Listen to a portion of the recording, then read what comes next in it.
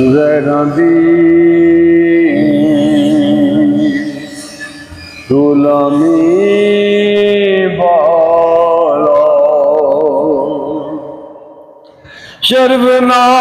पड़िया चलो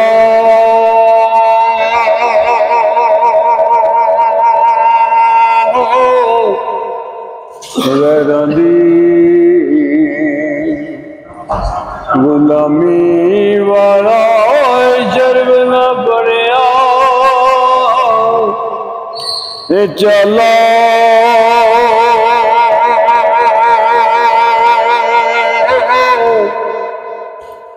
कनी मेरी